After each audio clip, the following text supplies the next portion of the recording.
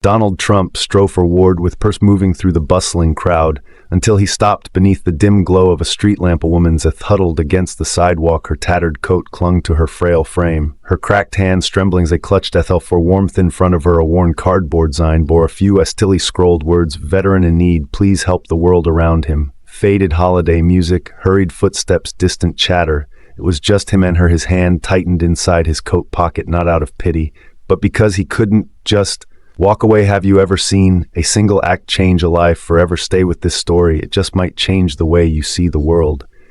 December swallowed New York in a freezing embrace. The wind cut through the avenues, rushing past skyscrapers like a sharp blade. Fifth Avenue glowed with Christmas lights, dazzling and festive. But just a few streets away, winter told a different story, a place where darkness consumed those who had nowhere else to go. Donald Trump walked slowly along the sidewalk, his long coat fluttering in the cold air. He could have stepped into the wait and black SUV like always, but night. He chose to walk, partly to breathe in the city, partly to see in New York. Harley Dutch draw unforgiving, stripped of luxury, but has stopped under the dim street light. A woman curled up against a brick wall. Her coat was torn and thin, barely a shield against the biting cold. Here he's empty, hollow as if they had long given up. In front of her, a worn cardboard sign, the letters scrawled in shaky strokes: "Veteran in need, please help." Trump stood still, his gaze lingered on those words before slowly rising to meet the woman's face.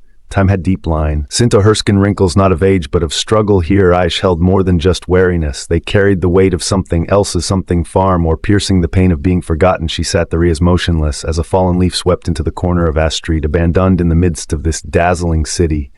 People walked past, their hurried steps, never pausing, expensive boots crunched over the easy pavement, gloved hands, CLCL designers hopping bags. Laughter filled the crisp winter air, conversations buzzing with excitement over Christmas gifts. Noon stopped. Noon spared more than Asakon's glance, as she wasn't a person. She was part of the scenery, a familiar sight everyone's all yet. Noon truly looked at his fingers curled slightly in the pocket of his coat. He wasn't a man, easily swayed, not someone ruled by fleeting emotions. But in this moment, looking at the woman curled up on the frozen pavement, I felt something different. Not pity, something else, something that refused to let him walk away. He inhaled deeply, then stepped forward slowly, deliberately, like a traveler drawn toward something. He could not ignore the wind lashed against this coat, but remained still, his tall frame casting a long shadow under the street lamp. "Mom, what your name?" The woman flinched. She wasn't used to being spoken to with such respect. She lifted her gaze, her hollow eyes flickering with a brief trace of wariness, but as she looked up, she hadn't expected someone like Donald Trump to be standing there speaking to her.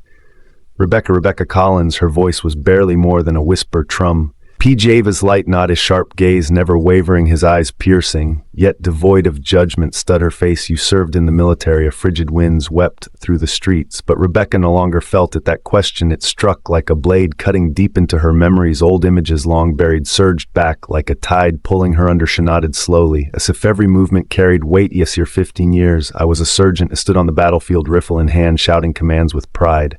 I believed I had a purpose." And then an explosion. She paused, her hand tightening into fists. The pain she thought had faded roared back to life, searing, as if the wound had never truly healed. "I was injured. My body was no longer what it used to be. They told me I was unfit for service. They handed me a piece of paper, gave me handshake, and sent me through the same gates. I had once entered with unwavering belief." She drew a shaky breath, but it did little to steady her. "When I came home, Noon was waiting, no open arms. Now arm welcomes, just cold walls and doors that slammed shut in my face." Trump remained silent, absorbing every word. He didn't interrupt. "I didn't trust to for meaningless comfort. I lost my job. I had Noon left. It tried, God knows, it carve out a place for myself in this world again, but out here, there's no space for people like me." Bitter smile flickered across her lips. "Noon wants to hire a veteran with a broken body. They don't say it outright, but their eyes do." She bowed her head, her voice cracking. "Iran out of money. I lost my apartment. It fell little by little until I realized I had nothing left but the clothes on my back." The wind held on some more, but this time it carried something heavier than the cold silence, assailants that settled over. Trump pressing down like a weight on his chest. Then his voice came low, firm, unwavering. "No, that's not ridiculous at all." Rebecca looked up, suspicion flickering in her wary eyes. Trump met her gaze as steady and unshaken. "What's ridiculous is that someone like you has been abandoned, that this system allows those who gave everything to sit on the streets, while people who've sacrificed nothing live in excess." "She's nothing, but something in here." Your eyes shifted. Trump reached into his coat pocket, pulling out his phone. "Rebecca, stay right there. We're going to fix this." She studied him, doubt warring with the faintest trace of hope. He stepped aside, dialing quickly on the other end. Catherine his long Tim. Assistant answered immediately. Catherine, find me the nearest hotel with an open room, call a doctor, someone who can do an immediate checkup, the sooner the better, I'll handle it right away. Miss Trump, she replied. He turned back his gaze. Resolute, help us on the way, but first let's warm you up. He signaled to a nearby street vendor, buying a steaming bowl of soup and a fresh loaf of bread. Here, keep warm. He handed her the soup. She hesitated for a moment, then accepted it. The warmth seeped through the bowl, wrapping her hands in something she hadn't felt in a long time, gentleness. She took a small sip. The broth was rich with vegetables, the faint savoriness of bones lingering on her tongue. Nothing extravagant, but the best meal she'd had in months. Trump sat beside her, watching in silence. Hadn't bombard her with questions, hadn't pity her. He simply stayed and listened, and for the first time in years, Rebecca began to tell her story. She spoke of her years in the military, of early morning runs across the training grounds beneath the golden sunrise, of the shouted commands of her comrades, of the pride that swelled in her chest. Each time she'd on the uniform, she spoke of the missions overseas, of the dust-choked days, the sleepless nights, the moments suspended on the razor's edge between life and death.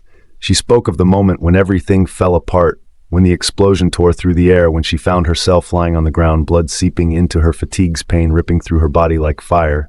And when she woke up, she was no longer the strong soldier she once had been. She spoke of the days that followed, of the hospital rooms, the discharge papers, the fear of knowing that life as she knew it was over. She spoke of the despair of knocking on the doors of company after company, store after store, searching for a chance to start over, only to be met with cold, indifferent refusals. She spoke of the days she lost their apartment, when the money ran out, when the landlord told her to leave, when she packed up what little she had left into a small bag and stepped out into the streets.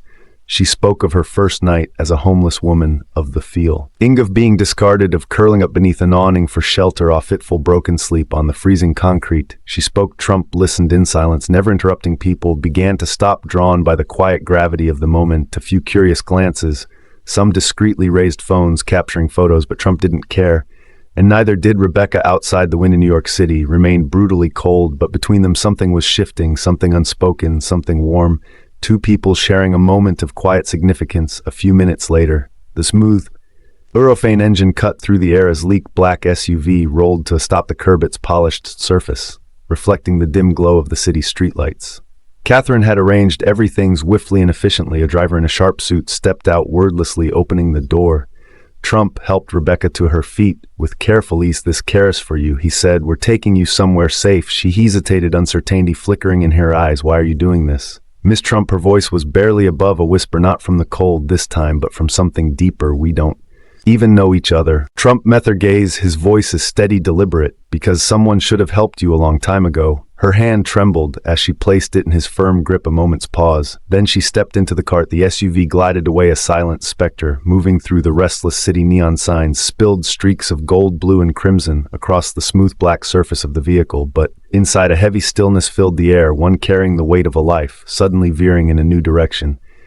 Rebecca sat pressed into the corner of her seat, staring out the window. New York was still dazzling, still alive, still moving, as if nothing had changed. But for her, each passing second felt foreign, as though she had stepped into a world where she did not belong. The warmth off the car's heater wrapped around her like a bomb, soothing the raw cracks on her weathered hands. Almost unconsciously, she clenched them into fists, grounding herself in the reality of it all. This was real. She was really here in a luxury care, enveloped in an unexpected kindness she hadn't dared believe still existed.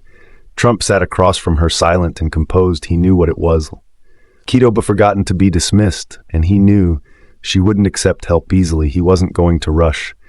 He would give her time to see that this wasn't charity, not a fleeting act of pity. It was something she had long been out. Minutes later, the car turned onto a main street outside the grand entrance of a high-rise hotel.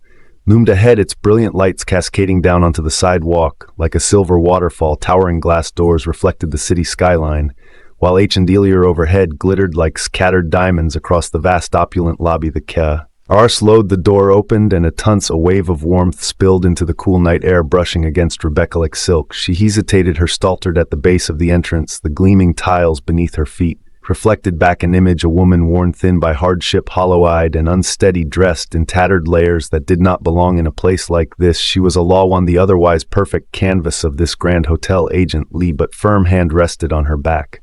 Trump, come on. His voice was low, unwavering, a quiet assurance that she was no longer an outsider. Look. Rebecca swallowed hard, then slowly she stepped forward. The moment Rebecca stepped inside. She was taken aback by the warm reception. Like a guest of honor, a female staff member approached her with a gentle smile. "Ma ample, ace follow me, ma am," the word echoed in her mind. How long had it been since someone addressed her with such respect? She followed the woman, feeling as if each step was leading her toward a life she had long forgotten.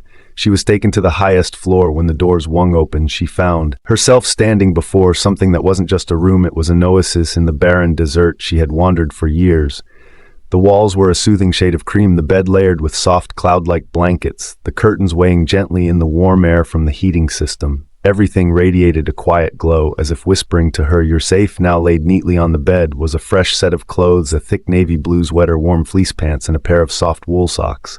Rebecca stood motionless. Her hands trembled slightly, not from the cold, but from not knowing what to. Donnex, for years she had only known makeshift shelters, frigid nights curled up beneath worn-out awnings. She had grown accustomed to the way people either pitied her or looked right through hers. She had never imagined herself in a place like this, warm, clean, and eerily peaceful. She didn't dare touch anything, because she was afraid that if she did, it would all disappear at the doorway.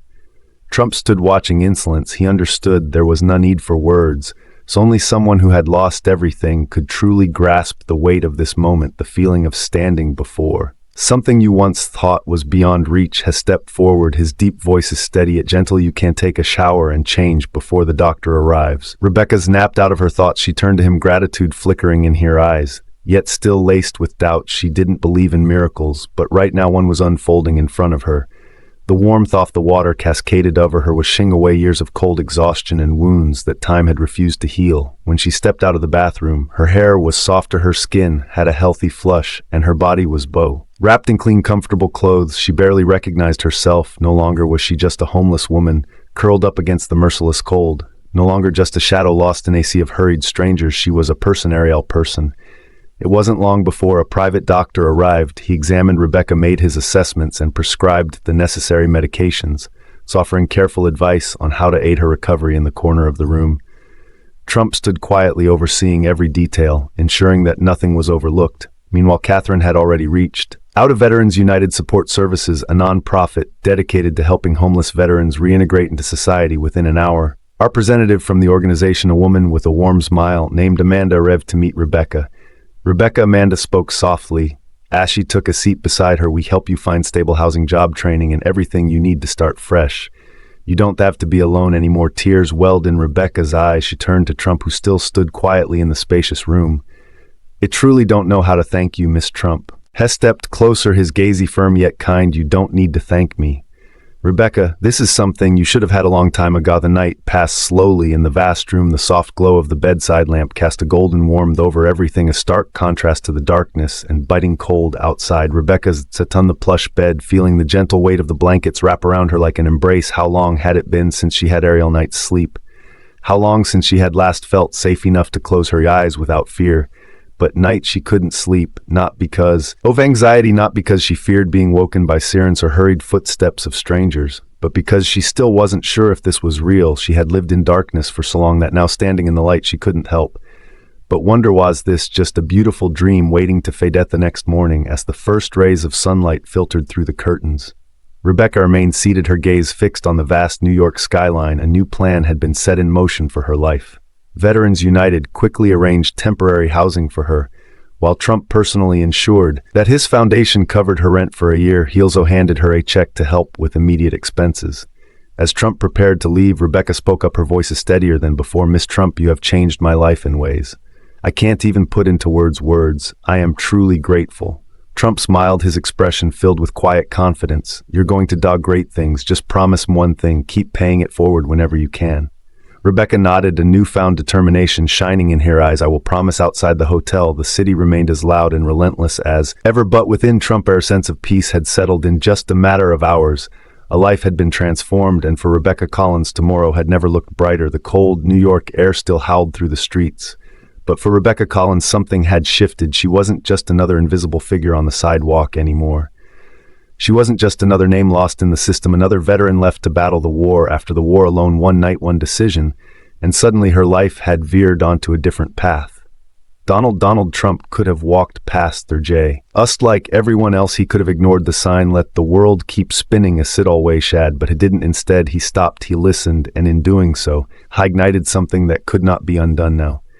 Rebecca had a home, she had a chance, but the question remains, how many others are still out there waiting for someone to stop? How many stories go untold? How many lives hang in the balance, teetering on the edge of hope and despair? This isn't just about Rebecca. It's about the thousands of men and women who once wore the uniform, who once stood on the front lines, believe. And they were fighting for something greater, only to return to a world that had no place for them. And if a single act of compassion can change one life, what else is possible? If the story resonated with you, don't stop here. There are more stories waiting to be uncovered. Stories of resilience, betrayal, redemption, and the haunting fear of being forgotten. Click through to discover the next one, because sometimes the most powerful truths are the ones we choose not to see.